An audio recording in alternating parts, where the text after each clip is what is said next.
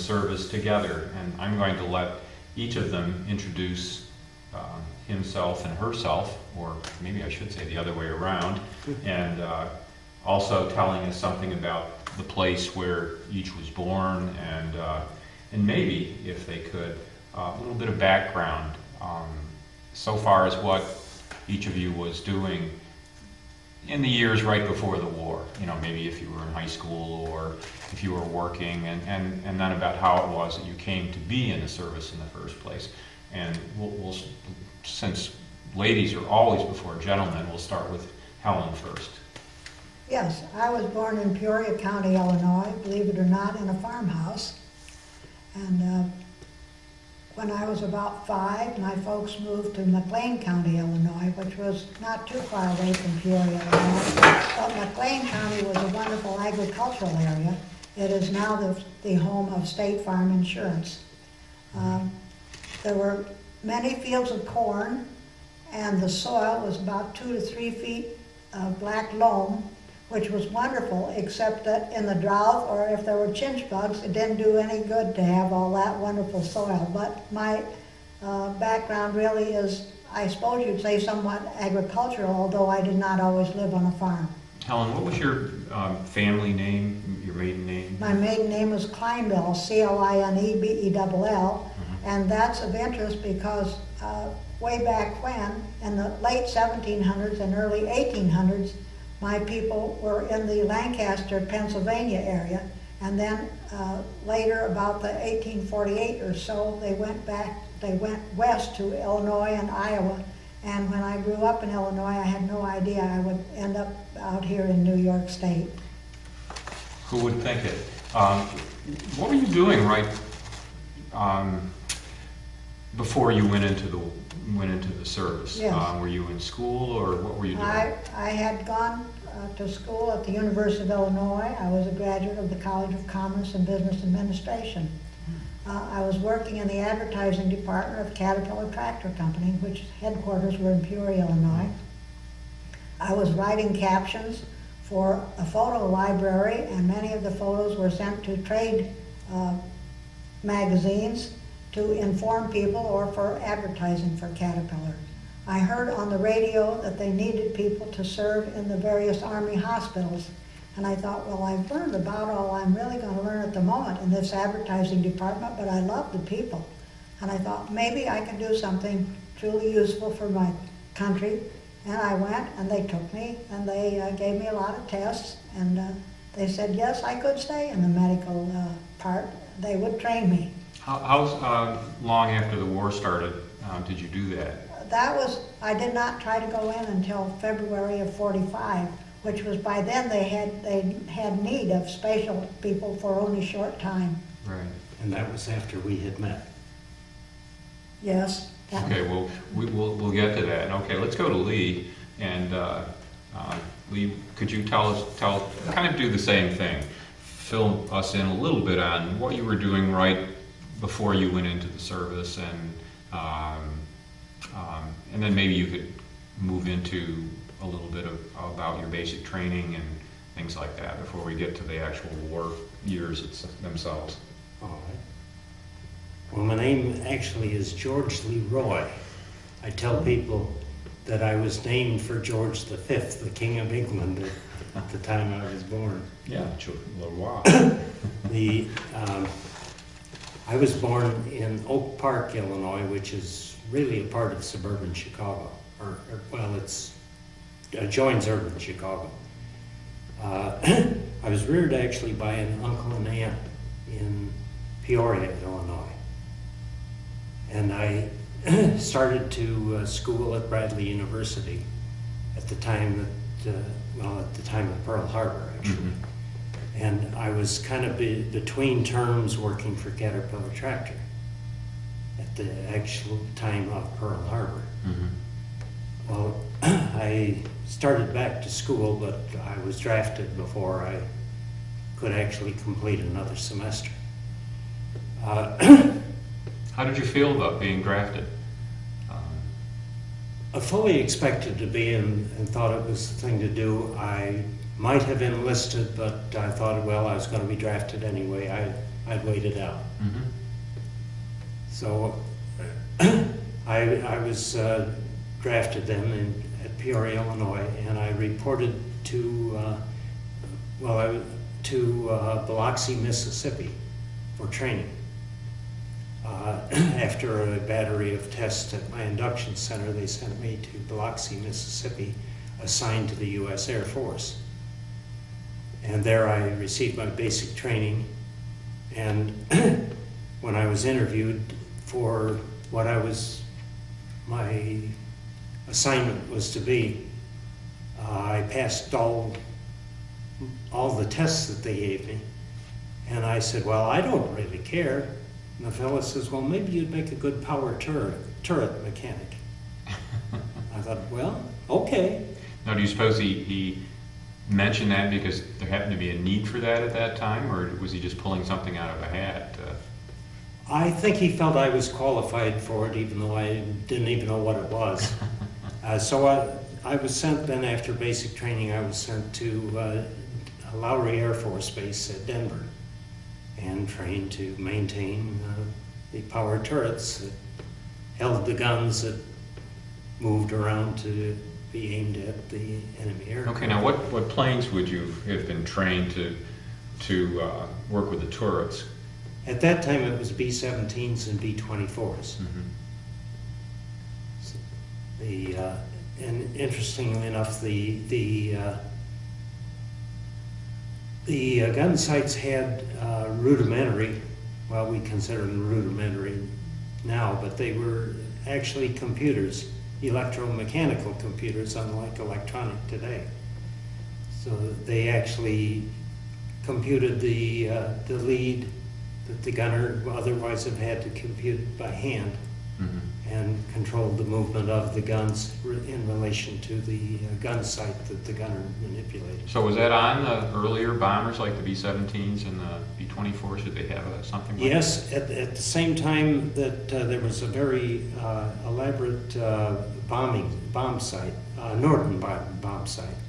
These gun sight computers were similar in principle to the Norden Bombsight. Yeah, which was manufactured right here in Elmira. You Well, possibly know, or maybe you don't know. I didn't know that. No. Oh, maybe. It doesn't surprise me. Yeah, the old Remington Rand plant Right. on South Main Street, some of which is still standing.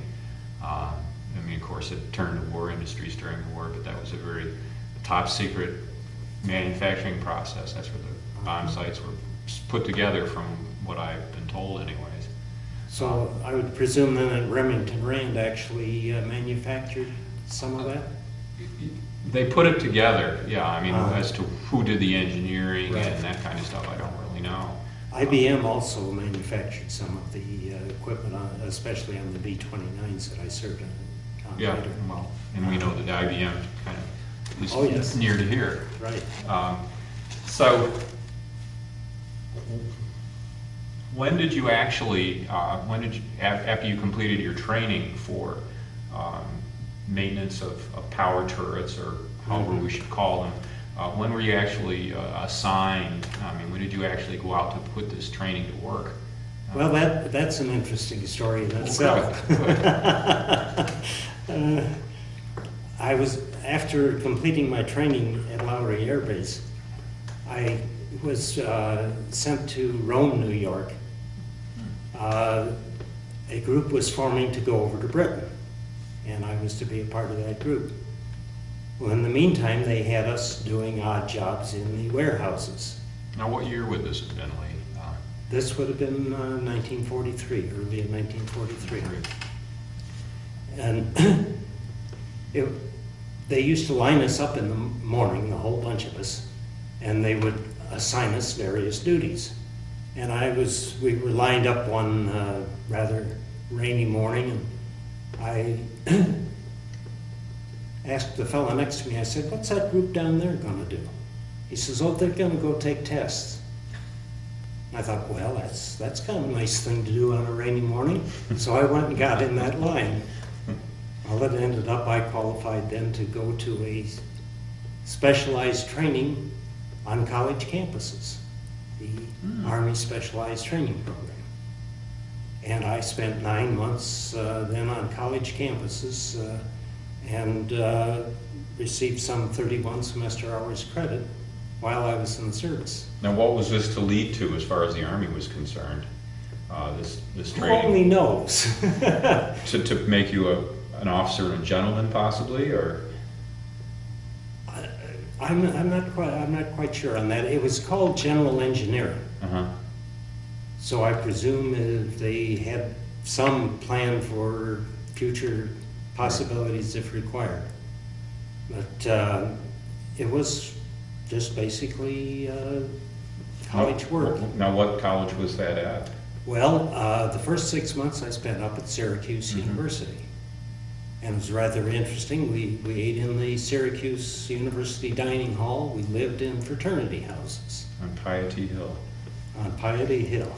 And on Saturdays, we would sit and kind of snicker at the ROTC candidates because they marched on Saturdays and we didn't have to. And then after 6 months at Syracuse, for some reason, they transferred me from there to the University of Illinois. And that was kind of a lucky break because that's where I met my wife. She was going to school at the University of Illinois. Okay, well, maybe we can move right into that interesting aspect of things. I just had a question, my own personal curiosity, but I think it certainly relates to, you know, to recollections about the war, about World War II. And my question had to do with whether you believe there was ever any resentment on the part of young men who maybe were in the middle, someone such as yourself who were in the middle of college when they got drafted and then found themselves at a low rank or whatever and being ordered around by men that perhaps didn't seem to be quite as bright as you guys were. Did you ever detect any of that, or was there ever any? I wouldn't say that there was any resentment. Uh-huh. We used to kind of snicker at these 90-day wonders that received 90 days of training Was that OCS training, or? No, actually at the office, or where your nephew? West Point? At West Point. They'd actually received 90 days of training at West Point. Oh, I see. And were then second lieutenants. Uh-huh. And we kind of snickered at them because they didn't really know what was going on, you know. Now, how did one identify a 90-day wonder? They certainly didn't come in advertising themselves. Well, they came such. up with the insignia. Oh, they did? Second lieutenant. Oh, okay. Right. Okay. Okay, well, so this very interesting and curious route that you're taking through the military is taking you back to Illinois, to, you said University of Illinois, so that'd be why University of Champaign, Illinois, I yes. guess that's that. And that's where you And that's where my home was, and I was real happy about that. Yes.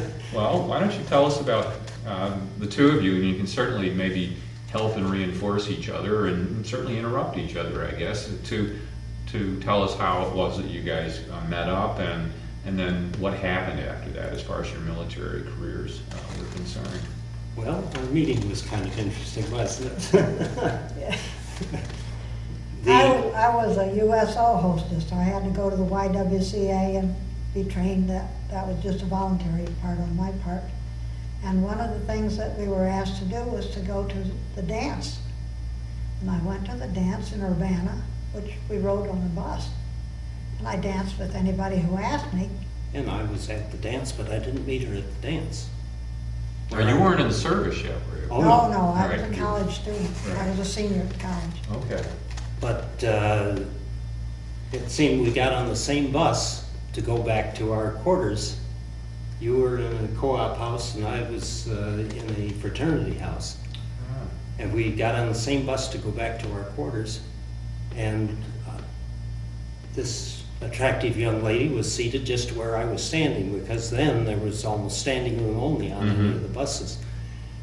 And I looked at one of the posters, advertising posters on the bus, and made some comment to the fellow standing next to me about that particular place. The only place I knew by that name would have been a jewelry store. And you piped up and said, I think I said that it's been burned "Yeah, down. it burned down." And we got acquainted. Well, when she got off the bus, I got off the bus. Were you supposed to get off the bus? was Well, close. I It was was still close. a block or two from where I It was was going, close, but I yeah. got off the bus. It ended up we made a date for the next Tuesday night. And then he used to take me out on Tuesday evenings for spaghetti. We went down to Katsinas, which was a Greek restaurant. We would either ride the bus or we would walk. And then he had to be back, I think, at least by 7 o'clock or Except something. on Tuesdays and Thursday nights, I had another hour or so. Uh-huh. So we generally arranged to be together on Tuesdays and Thursdays. One thing I was curious about, both at Syracuse and at University of Illinois, you lived in fraternity houses. Were they disbanded or something during the war years, or how did that? Almost all the prior occupants had been drafted. They were in the service too. Okay, so there was a shortage then of There was space available. shortage of Greeks, as Yeah, they used to right. say. Yeah. I see. How long were you together there at the University of Illinois?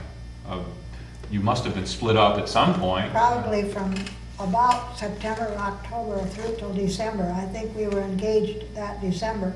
And then in January, I think he got shipped off. I don't remember where he went, but Yeah, that was all of a sudden, for some reason, they disbanded the ASTP program at that time.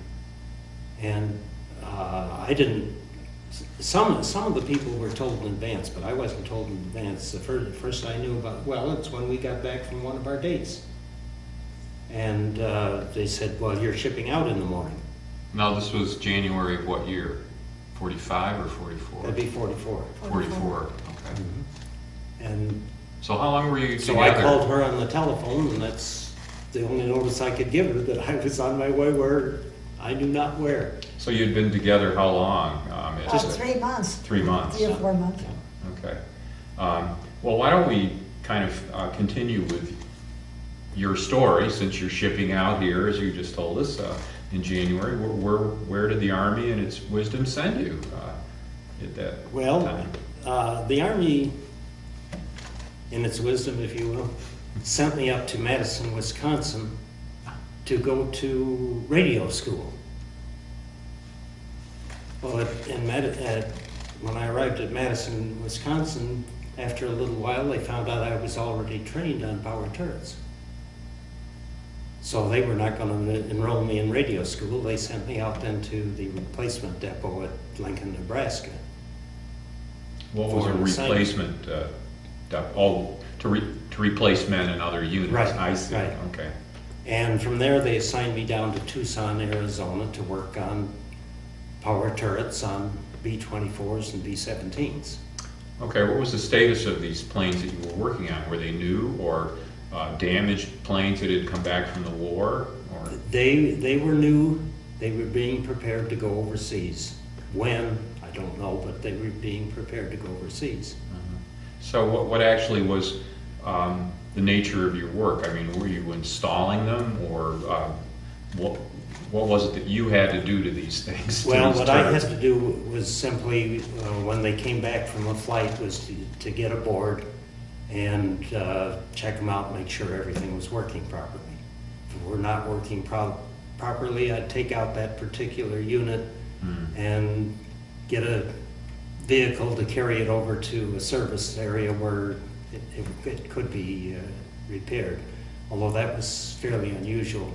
And I never got much experience in that line, because very shortly they asked for volunteers to go overseas.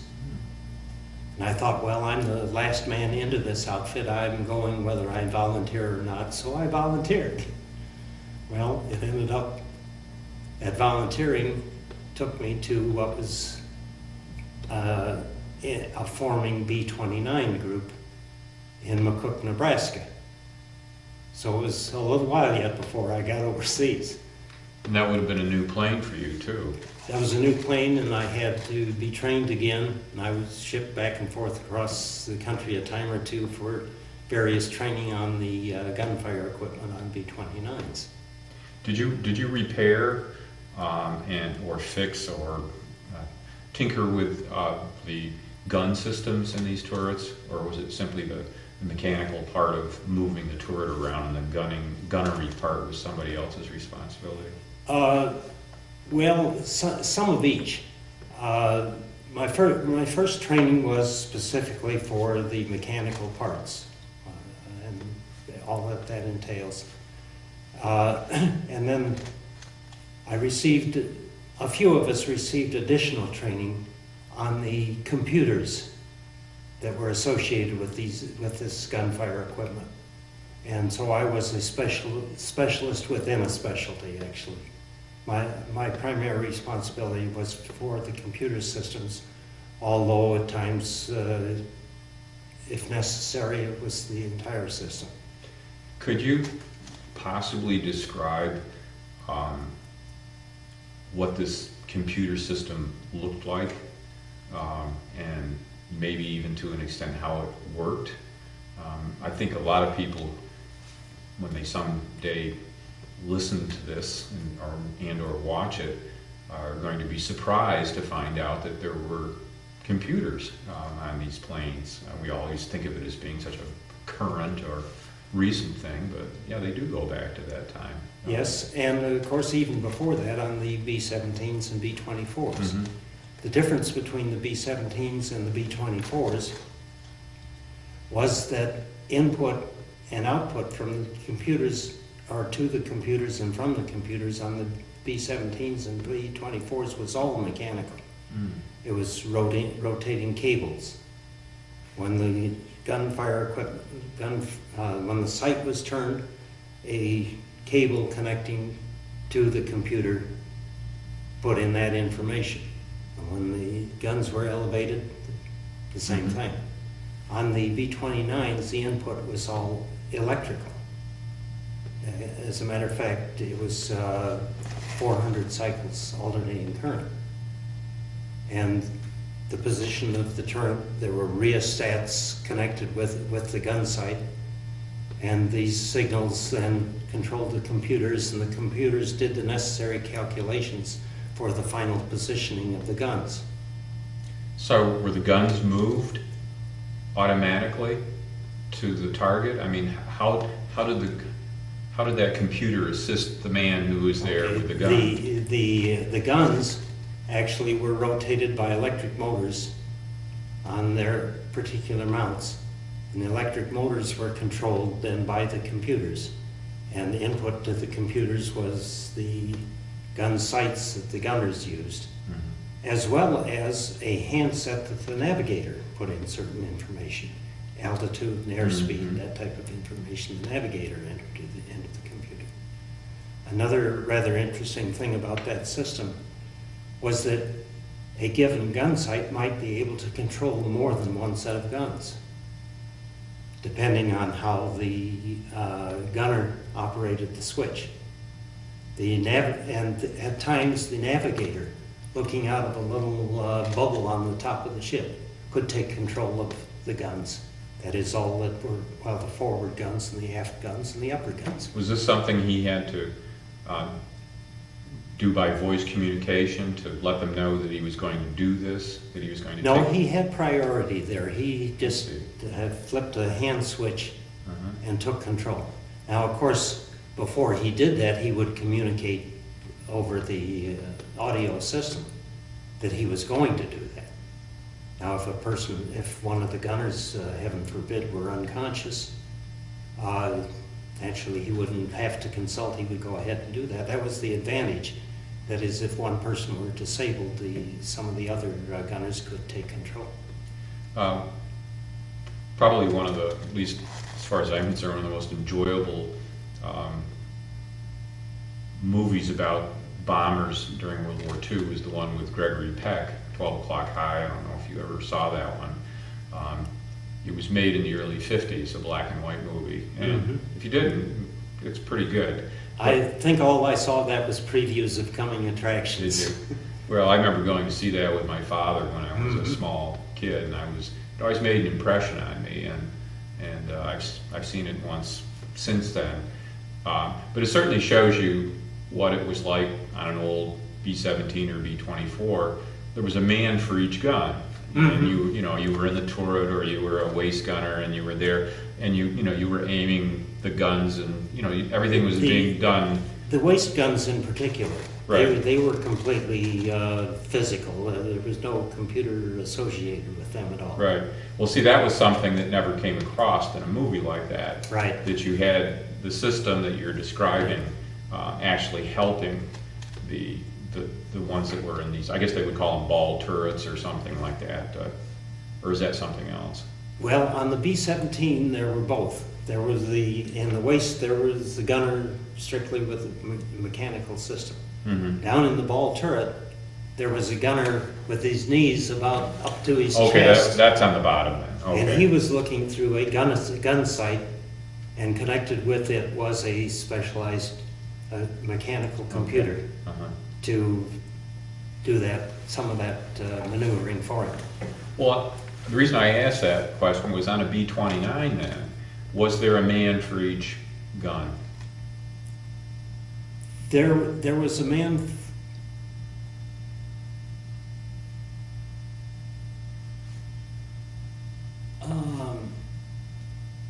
There were 5 gunnery positions, and a man could control more than one gun. Right, that's why I was wondering if perhaps, you had, I'm trying to visualize, so I guess we could get to. The only gunner who was even physically near his guns was the tail gunner. Oh, okay, all right, interesting. Now the others were all remote controlled. Okay, so let's say the top turret, I guess was that what you call them, a turret? Yes.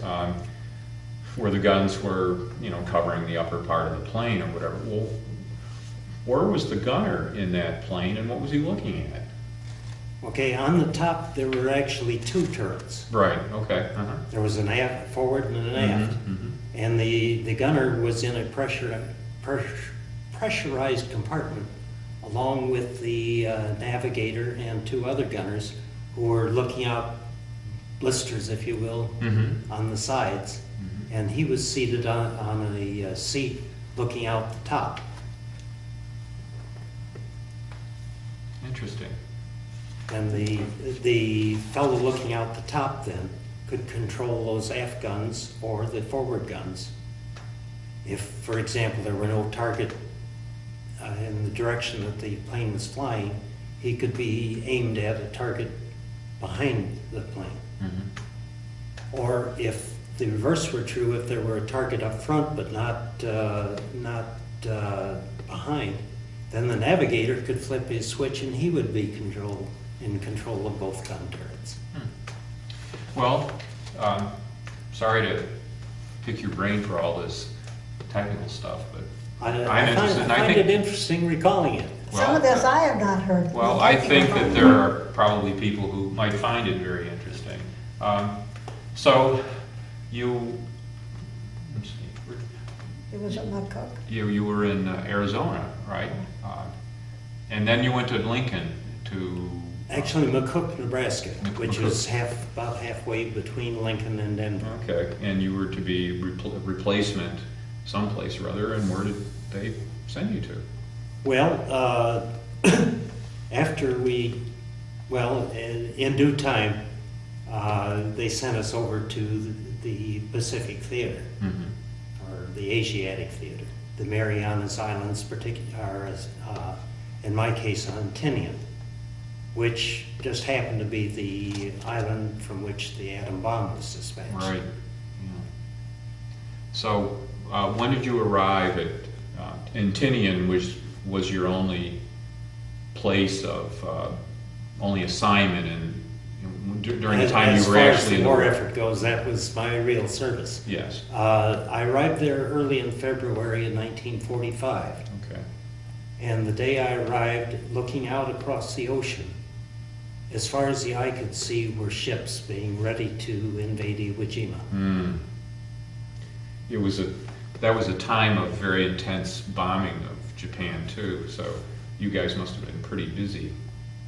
Yes, most of the service people had been shipped there by ocean vessel. Mm-hmm. I was fortunate enough that I arrived by airplane. But we were there, well, I wasn't there a day, but before we were quite active in maintaining the equipment. The planes would go out early in the evening and come back late the next morning. And this kept up day after day after day.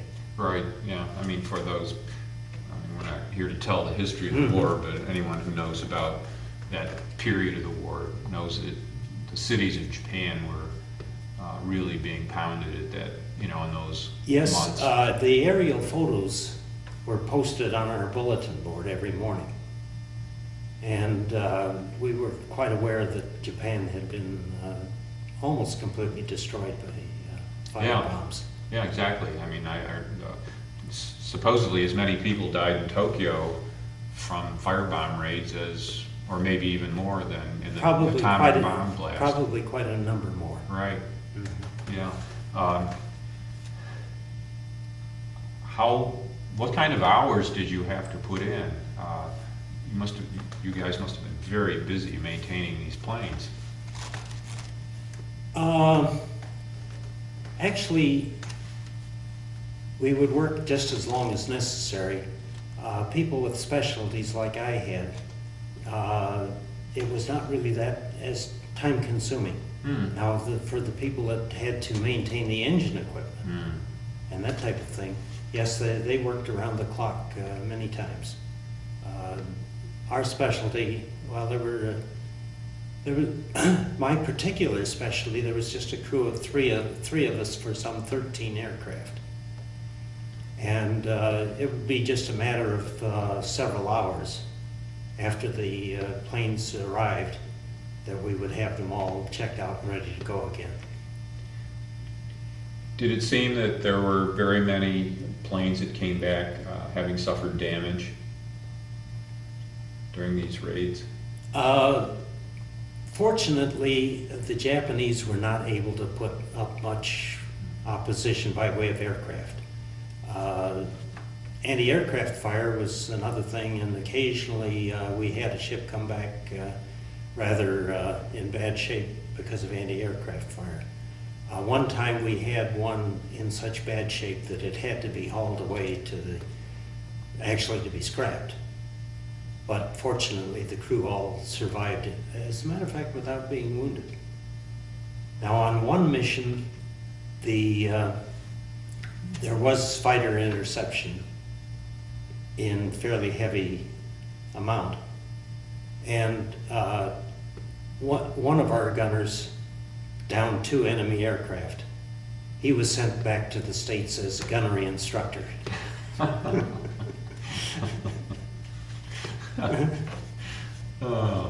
He never allowed, as though there might have been an element of luck in his gunnery, or whether he was just a crack shot. The Army didn't care, I guess. Well, we felt the computers had worked quite well. Well, Helen, Lee has gone off to all of these far places in the United States, and then finally to Tinian. I'm saying it correctly, I believe. What was happening to you? You were still a student, and you were helping out in the USO and all of that. So, I finished my work at college. I had received a Bachelor of Science degree with a major in marketing. And I worked in the advertising department of Caterpillar Tractor. I enjoyed the people there, and I enjoyed what I was doing, but I didn't feel I was going to learn a whole lot more. And when the radio said they needed people to work in the hospitals, I went down to inquire, and they took me, and they gave me a battery test like they had given him a battery test. I spent a month in basic training at Fort Oglethorpe, Georgia, which is just outside Chattanooga, and then 6 weeks in medical surgical training. And I thought our training was excellent. Having come from a college background, I figured they'd made mistakes, if there were any, on people who went through before us. And when we finished that, we had our choice as to where we would like to serve. I think there were at least 7 or 8 different hospitals I could have chosen to go to. And I happened to choose Battle Creek, Michigan, which was Percy Jones Hospital. It was mainly an amputee center, but we did have other kinds of people there too. I worked a short time on the paraplegic ward and was glad that I was not assigned there perfectly, because those poor people, while their attitude was good, it was very difficult for them. Now, you were working as a nurse? Medical, surgical, well, I was assisting doctors and nurses with whatever needed to be done. Sometimes I changed sheets on bed, sometimes I gave back rubs, sometimes I was lucky and got to push the juice cart around and visit with people. You were not in the operating room? No, I never had to serve in the operating, although I was trained so I could have, if they had needed me. But we were meeting, planes would come in from people who had had only first aid on the battlefield, and we would meet them then. They'd been loaded on the planes, brought them back to our hospital. We would help unload them and took care of them from then on. That's interesting. I guess that if you think about things today, someone gets wounded in the Middle East, fighting, they seem to head to Wiesbaden in Germany, where we have a hospital, but we didn't have hospitals. You had to bring them home then, I guess, right? Yes, there were many good-sized hospitals here in the United States, and we met them and helped unload them. We usually had enough people that was not a hard fatiguing job, but I did enjoy my experience. We had very fine doctors and nurses to work with, and they knew that they could not have done the job without us. I did empty bed pans, and I gave back rubs, and I did whatever the doctors and nurses assigned us to do. I worked on that for quite a while, and then as patients got better, they were assigned to move out to Fort Custer, which was only a couple of miles away from there, but it was a little bit different type of hospital. And I was out there on the wards for a while too. And finally, one of the sergeants, the lady sergeant, said, "We need a company clerk. Would you like to be a company clerk?" And I said, "I don't know. I don't have any idea what a company clerk does, and I'm enjoying what I'm doing." She says, "Well, it would mean you could get to be in a room with just 2 others instead of out in the big barracks where we were comfortable." But that was an incentive, so I said, "Yes, I'll be a company clerk," and that's how I ended up. I had 3 ratings, even though I was in less than a year. I was a private when I first went in, and then I was a T5 after I graduated from medical surgical school. And then when I became company clerk, I became a corporal, which was in the leadership instead of the technical part. Not that I was any hotshot or anything, I just did what needed to be done at the time. It sounds like you were pretty good at what you were doing. What was your final rank when you did? Just corporal. Just a corporal. Uh-huh. Well, I shouldn't say just a corporal. That's a good ranking. Yeah. That's the beginning rank for leadership skills in some way. And if I had stayed in longer, I'm sure I could have gone to officer school, but I felt it was more important that I be married, and that when he got back, we became married. I had served slightly less than a year, but that's when I was needed. And I think that temporary assignments are sometimes very important. So your service was pretty much all in the year 1945? Started in February of 45, and we were married in January of 46, and then I had to go back and serve for probably a week or 2 after that before I was discharged. All right, well, that kind of brings up an interesting question. Since you would rather hurriedly had to leave with not much chance to say goodbye, why don't the 2 of you tell me how it was that you reached the point where you were going to be getting married in January of 1946. We had already decided that. Yeah. She already had a ring by that time. Okay. We've been engaged since December of 43 or 4. We both had parents in Peoria. We were at Champaign-Urbana. We both had parents in Peoria, and we used to ride together on the bus to go home and see our and back parents. to school again. So we got pretty well acquainted enough that. Okay, but that was before you had to leave, though. Oh, yes, Uh-huh. yeah, that was. So during that was during time, the 3 months. yeah, I during was that there. 3 months, you got pretty well acquainted. Why don't you tell me about mail during your military experiences or your military service? You know, mail is always important to, to soldiers, whether they're WACs or not. I wrote to him regularly, but I had no idea where I was writing for much of the time. You got, what was it, the APO, Army no. Post Yeah, we weren't Office. permitted to I say didn't- where we were, Right. And she believe never it, knew. he did not know about the dropping of the bomb until the next morning, even though it was Yeah, people in the the States knew same- about it before I did. before, the secrecy I was gonna was get so around to good. that, yeah. Secrecy was so good. that They knew there was something unusual because there were, what was it, a canvas lined up? Yeah, it was a little interesting story there. In my specialty, there were 3 of us working on that specialty on these 13 planes. And one of the fellows, one of the 3 had been in the hospital for an appendicitis operation. So he was late getting down to the job. And when he came down, he said to the other 2 of us, he said, "You know, the darndest thing happened when I came by the 509th. He says, they had something they didn't want anybody to see. They pulled a bomb trailer in, and something all draped in canvas. They pulled the bomb trailer up to one of their ships, and they stretched canvas from that trailer to the bomb bay, and they loaded something aboard that they sure didn't want anybody to see." It was the next day that we found out what it was. Hmm. So secrecy was very good. So even when Lee was in the United States, you didn't know? Oh, yes, I knew where he was. You knew where he was, So, okay. All right, but as far as overseas go, you just had an APO number and that was that. As a matter of fact, we could call each other on the phone anytime we wanted to In the when we were in the States, States. Well, once you got to Tinian, how regular was your mail? Was there a big lag of time between when she actually? We had a daily mail call, and I think delivery was 3 or 4 days, something like that. It was good. So, yeah, it was. Did anything, while you were serving in that hospital in Battle Creek, I believe you Yes, said it it was? was. Were there any interesting incidents or episodes that stick out in your mind, or any interesting people that? Not particularly, except that the building we were in had been the old Kellogg Sanitarium, and it was like a hotel.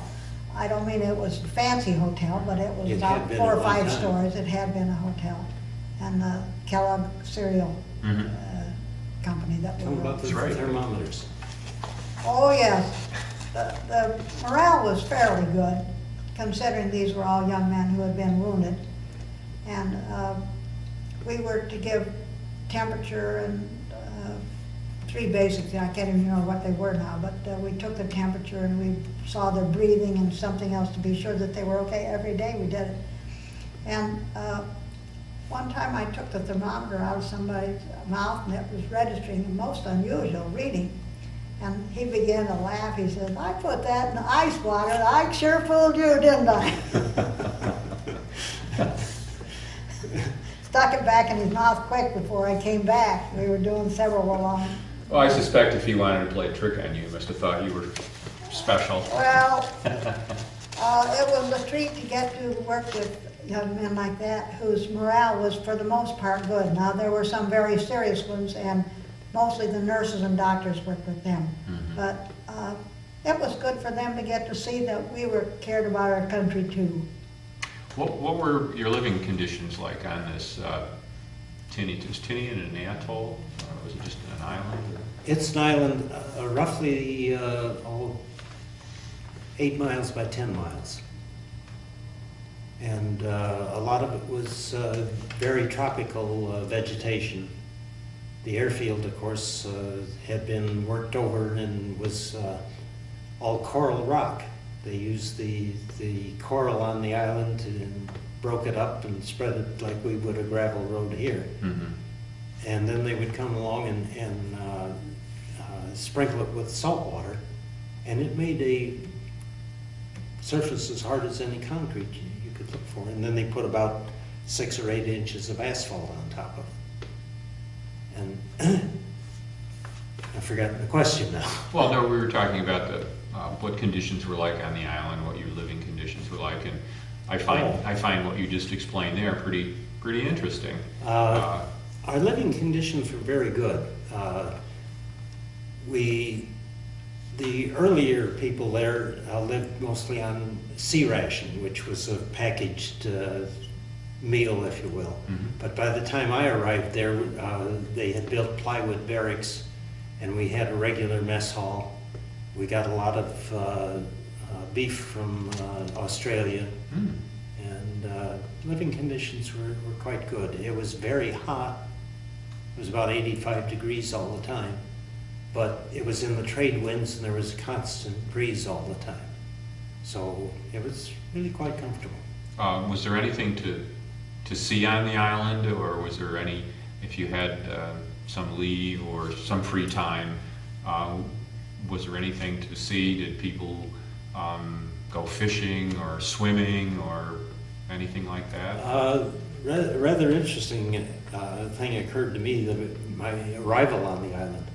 I had seen pictures of Japanese soldiers and officers posted here and there before I arrived there. And after we arrived, they put us aboard trucks to take us to our particular quarters, but the truck driver showed us what the island looked like, and so he drove on down to the southern tip of the island, and as we rounded one corner, here, crouched down in the middle of a little narrow street, was a Japanese officer, as far as I could tell. And I thought, oh my goodness, what have I got into here? It turned out that he was one of the laborers on the island, and he was just using cast-off clothing. But at the time, it looked like I was really in the middle of the warfare. That's about the only time I actually saw what we call Tinian town. Was when we had that little tour. I did go swimming one time, if you could thumb a ride on a truck going that way, but I didn't care much for swimming in salt water. Another kind of interesting thing, now that I've mentioned seeing things, the first day that I arrived, I looked out across the ocean, and I saw a B-29 being towed by a tugboat. That's kind of an unusual sight. There were pressurized compartments on all the 29s, and if they happened to get the hatches closed in time, it would float. And I saw one being pulled by a tugboat. One that must have been damaged, right? Perhaps it made a crash landing. Or run out of gas. Oh yeah, right, or run out of gas, yeah, exactly. Occasionally we had planes run out of gas. I remember one time when a plane had to be towed off the runway because it had run out of gas and just couldn't go any farther.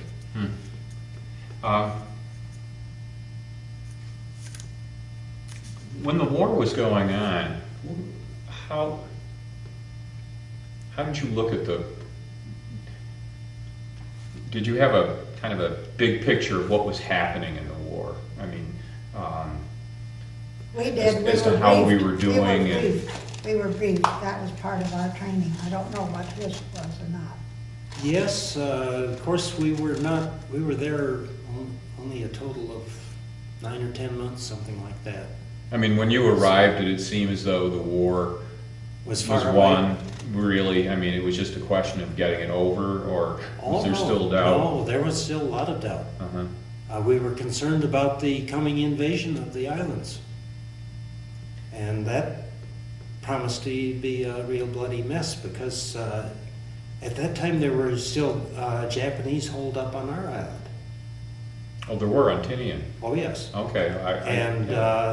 They had actually made one armed raid on one of the camps. So we were very much in the war. That's interesting that on an island not that it's that small, 8 by 10 miles is a pretty good sized island, but still. How long had that island been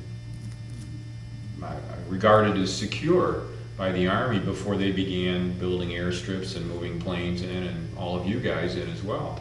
Was that something that happened pretty shortly before? No, that there was a difference between secure and secure, I guess. It was considered secure if the danger were at an acceptable level. But the danger was still present there, and probably was when the day I left the island. There was probably still Japanese there. So what I asked you before, men really couldn't have done. You couldn't have gone off on a little picnic or something, exploring around the island. It might have been dangerous. Actually, we did, and we felt secure. But there was still this possibility. But in wartime, you accept the risks. My greatest risk actually was risk of accident. We had one crew chief walk into a propeller. That type of risk. Right. Or a motor vehicle accident. Although that didn't happen to my... I'm not aware of an automobile accident, but I'm sure there must have been some. Was there much talk among your fellow soldiers on the island about how the war was going and whether invasion would be necessary? I mean, I know at high levels, certainly the general staffs or whatever were discussing all of these possibilities. Was that something that was in the minds of the men who were there on that island? Mostly it was, when are we going to be able to go home?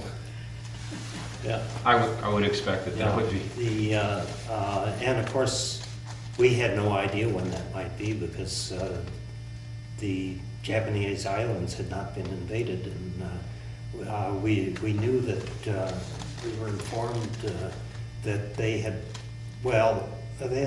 put up considerable resistance. As a matter of fact, we could look along this or go along this bluff that rose above the airfield and see places where flamethrowers had to get the Japanese out of these crevices down there, where it was hard to believe a man could even get in there.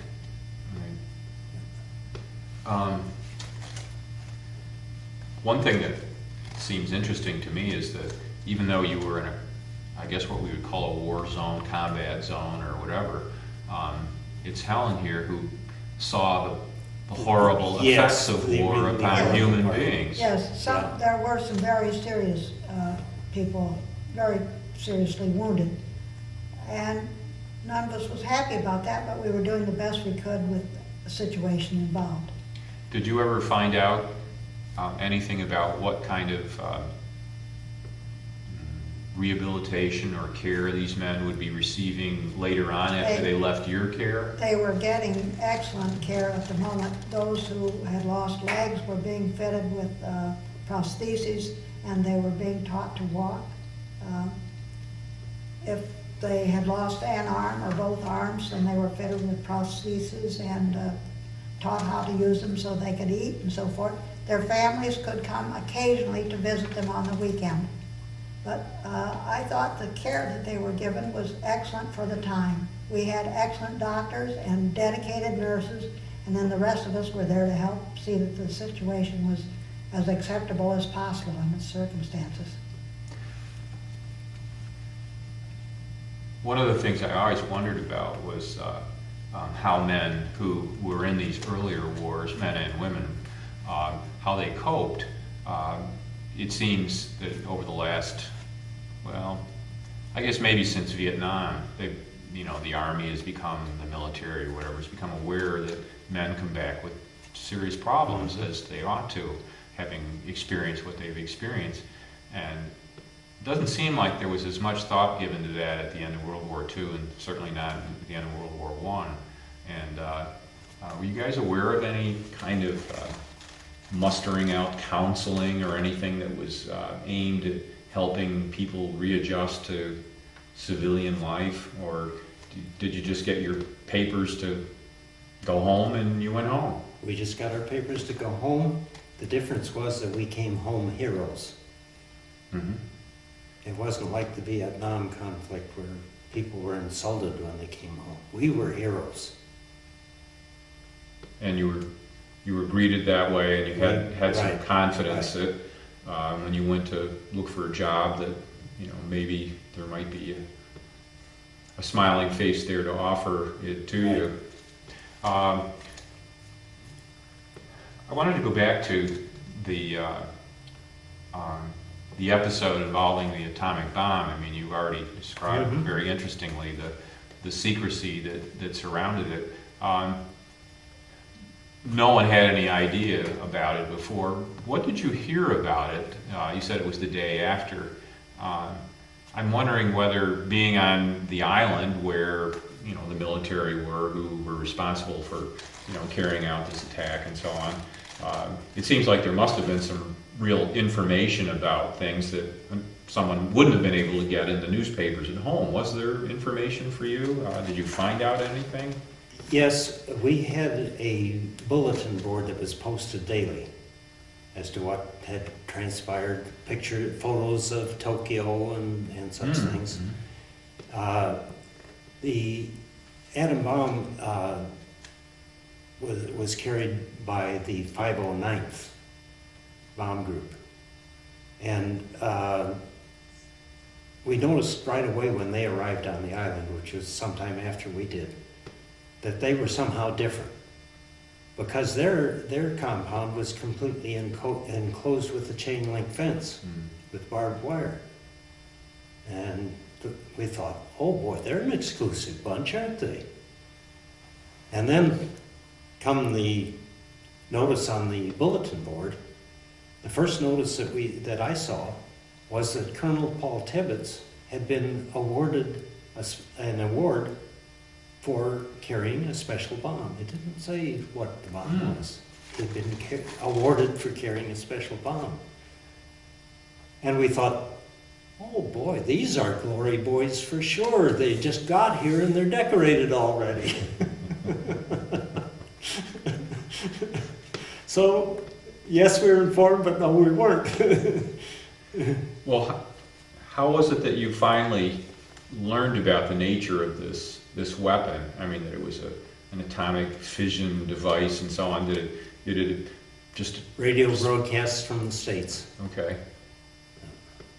They knew it, people in the States knew it before we did. Huh. But I mean, there And was not... newspapers. There was not any attempt by the, you know, To brief us ahead of time, certainly not. Well, or even afterwards. Or even after, no.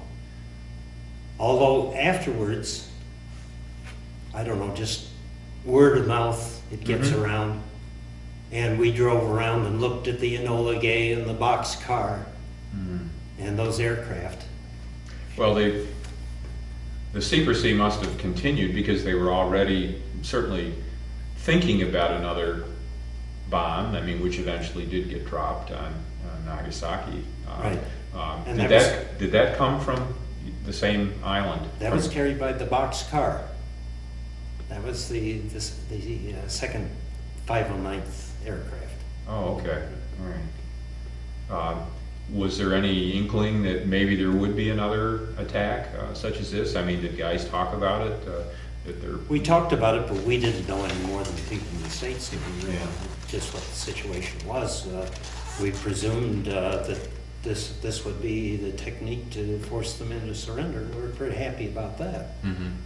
Of course, before that, we'd had a rumor that the Japanese had contacted the Russians about surrender. But we didn't have any more than that. You did hear something about that. Oh, yeah. I mean, it's interesting. How we learned it, we don't know. Right. It just That's scuttlebutt curious. with your neighbor. Yeah.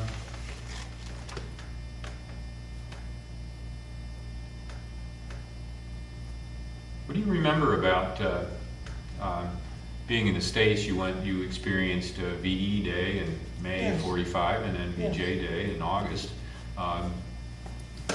What do you remember about those days? Well, I remember VE Day, we all lined up out on the parade ground and had an assembly of some kind, and it was announced to us. And also, I think before that, if I recall my dates correctly, we were also announced that Frank, our president, had died. Right. And we also were out on the parade ground for that. I was up in the hospital by the time VJ Day, so I don't have any particular remembrance. That was just another work day. Mhm. We were glad that it happened, but You weren't part of no, one of those No. scenes that oftentimes get shown in the old no. things, people in the streets going, driving around, honking horns I and think partying. that was primarily VE Day. I think even in the States, there wasn't the celebration on VJ Day. I think it was Oh, really? more, now that's my opinion. Uh-huh. I know on the island that was the case. Uh-huh. VJ Day was just another work day. Isn't that interesting? It was for me too in the hospital. Whereas VE Day had been a big celebration. Right. Anti-aircraft guns were firing and people Yeah. were whoop-de-doing and all the rest of it. But Right. VJ Day was pretty much another day. That is curious in, Yeah. in view of the fact that, I mean, the latter was going to end the war, Mhm. right? And we gonna stop That's here? about it. Hey, that's good. Good place to stop. You think so? Okay, Yeah, great. I think we're about ready to. Okay. We have some other commitments this afternoon. Okay. so. Well, I think we got a lot I think in. we did. You did get a lot.